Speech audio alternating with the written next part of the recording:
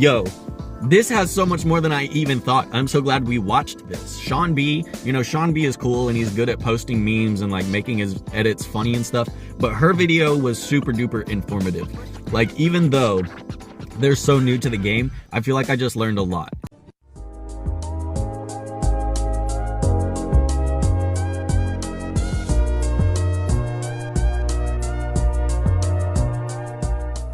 What's up? How you doing today? So I figured we'd go ahead and do a little bit of research on CENTURIA, so that way I could get through the brunt and the bulk of the information and pretty much just give you a short summary of whatever these guys are saying.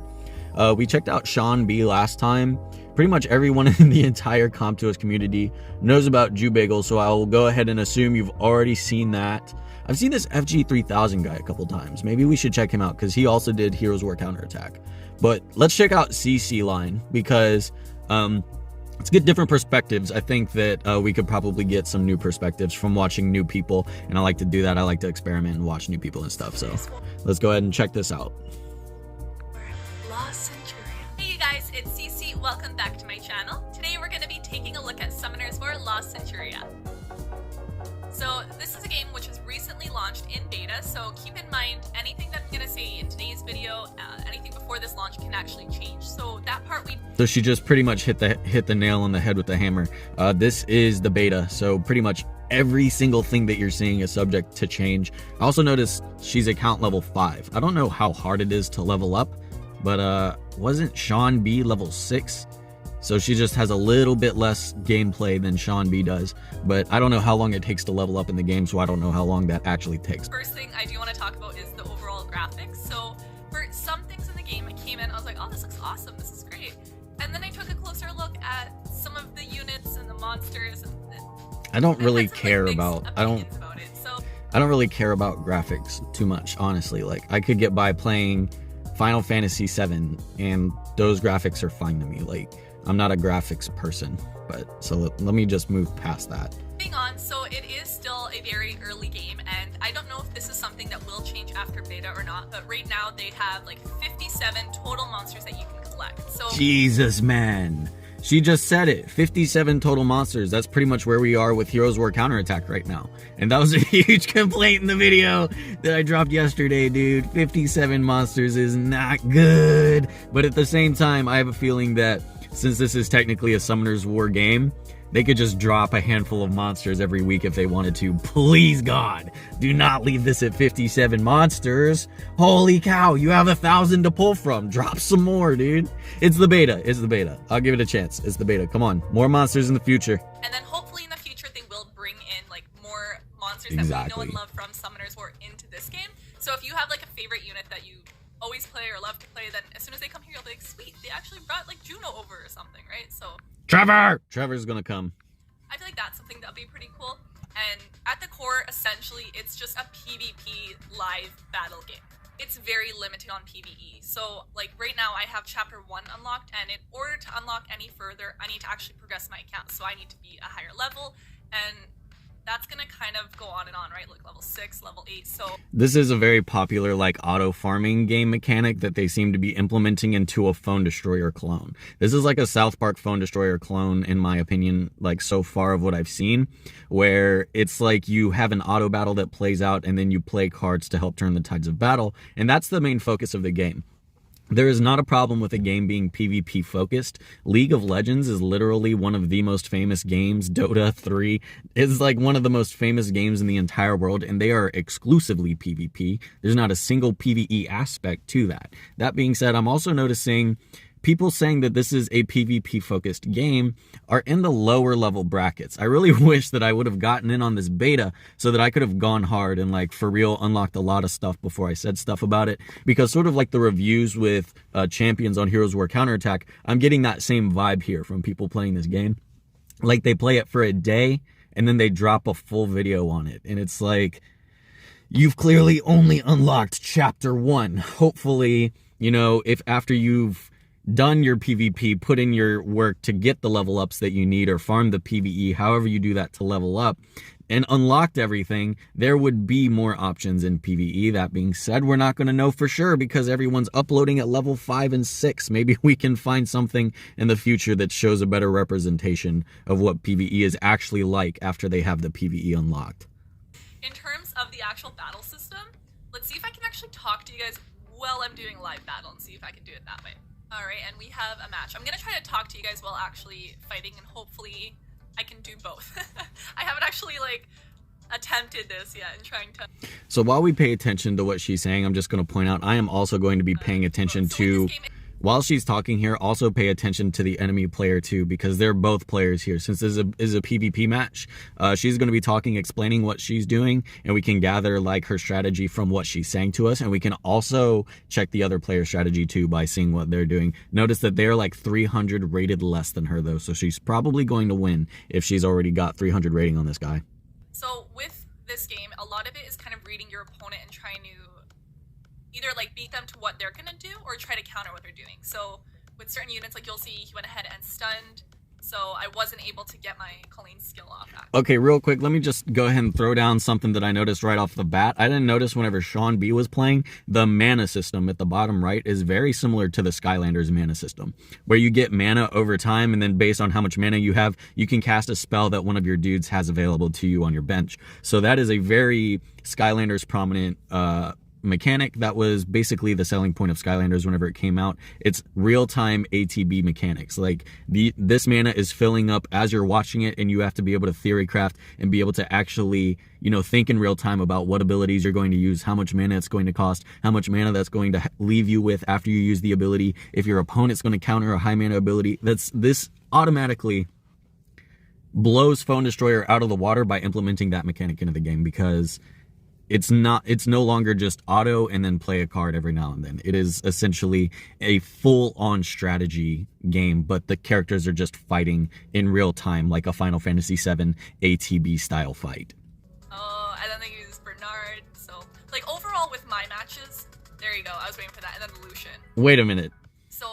Oh, I thought he one-shot her. More or less. Why isn't she using her Lucian? Like, if I have lost, it's usually been pretty close. I've had the occasional where they have like multiple nat 5s, and right now I have none, so that's happened. And I feel like we're losing this one as well. You don't know what your opponent's using when you go into battle. You have no idea. Like, you might have an all-win team and they have all fire, for example. So that part definitely makes it a little bit trickier. I feel like he's gonna finish me off. Oh, she countered the amputation match. Oh wait, no, she didn't really counter it because he got it off anyways. So how is that a counter if... What's the point of the counter if she just technically countered Lucian's amputation magic, which is iconically one of the best attacks in Summoner's War, and clearly it's carried this guy in a match against her who is like 300 rated higher than him, and it's the same thing as Summoner's War, man. He's using amputation magic, getting carried by the ability, but she did a counter. It said counter in real time, but what did that do? Like, does anybody know what that actually did? Because clearly she didn't actually counter it because it got off anyways. I'm not understanding the counter mechanics so far, but I am noticing a trend that a unit that is good in Summoner's War has the exact same moveset in this game. So amputation magic carrying people in Summoner's War seems to also be working in this game. So you could probably implement Summoner's War strategies and Summoner War team compositions into this game, and it will be just as effective. But they are very like wind heavy on their team, which I didn't know obviously going into it, right? So in the matches you kind of have to like play to what your opponent's doing. And okay, I'm not seeing why she didn't use amputation magic, but let's just go ahead and give her the benefit of the doubt and move on. Like, she's in bronze after all. Like, everybody should be in bronze at this point. Blind, so you have no idea what they're doing, which in a way I guess can be kind of exciting, right? It keeps every match a little bit different, and it keeps you having to like come up with different strategy like right there on the spot, which is what this entire game. So the thing, I know I'm pausing a lot, but real quick about what she just said about the elemental advantage playing a huge part. There is such a toss-up of that in Summoner's War that I really hope the elemental advantage does matter in this game, because I know a few people that will strongly vouch for their Lucian being able to one-shot or two-shot an enemy team of super tank fire units. There are people that will definitely vouch their Lucian can take that out with no problem. So elemental advantage, as much as it does technically affect the total damage of the attack. In Summoner's War, the attacks just completely outweigh the elemental advantage sometimes. I really hope elemental advantage in this one does make a difference. And one other thing I did want to talk about is Come how on. to actually like build your units, because that's a lot of what we're used to in like OG Summoners Wars. It's all around runes for your units. In here, they do still have runes, but it's a lot smaller. So it's actually only 3 that you have. And like the runes I have right now, 3 runes. let's reset filter. Okay, there we go. So it'll show me I have like 2 runes and they're like 1-star runes. Back to the beginning. And it'll give me some of those stats. You'll see like the crit rate, crit damage. They still have the accuracy and resistance. And then they do also have... So she just said we still have runes, so PvE will be prominent in late game. Surely, after you have gotten through the story, you'll unlock Kairos dungeons or something similar of that, you know, sort, and you'll be dungeon farming for runes. Like, PvE, I feel like it's PvP heavy to level up, and then late, like, mid-game is PvE. All right, this is a prediction. I'm starving if you hear my stomach. Beginning game, PvP focused to level up, right? Mid-game, PvE focused to get good runes. End game, PvP and PvE focused so that you could be constantly farming runes, and also climbing the PvP ladders. Am I the only one that sees a lot of different ways this could go? Like, Sean B and Herbo said that it's PvP focused, but runes in of itself, you're not going to be in-game having 1-star runes. Do I sound like I'm trying to contradict everything she says? I'm really not. I'm greatly appreciative that she's playing the game, and she's actually like, you know, she knows what she's talking about. She does. She clearly has a better grasp on the game than the people that haven't played it, but at the same time, I really hope that a lot of the stuff she's saying isn't true, if that's okay to say. I don't know. Things called skill stones. So these are things you'll come across in the game, and like for each monster, there's different ones. So far I've collected one that I can equip.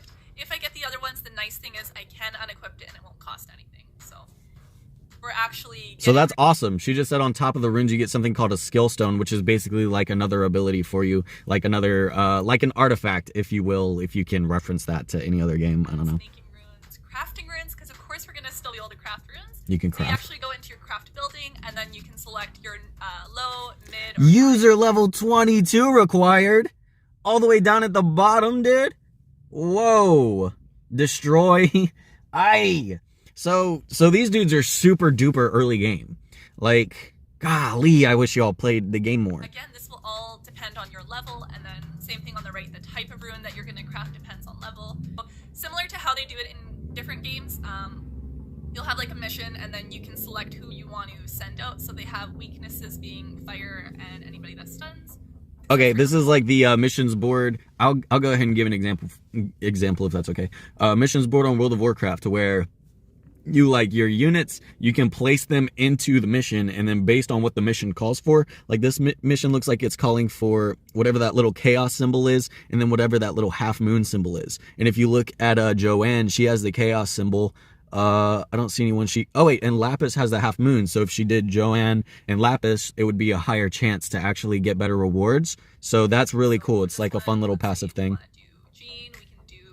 Not like Heroes War. It really doesn't matter in Heroes War what you put down. This looks like it does matter. 100% success rate, okay. See? And then after 2 hours, it'll come back and That's it. 96 of those things I need to craft runes. So the next thing I want to talk about is how to actually like get your units and your form of summoning in this game, and how we do that. So as I was kind of mentioning earlier, you have your formation you build, and then you have your monsters. So you get these cards is what they're called, and then you can upgrade your units by using those cards.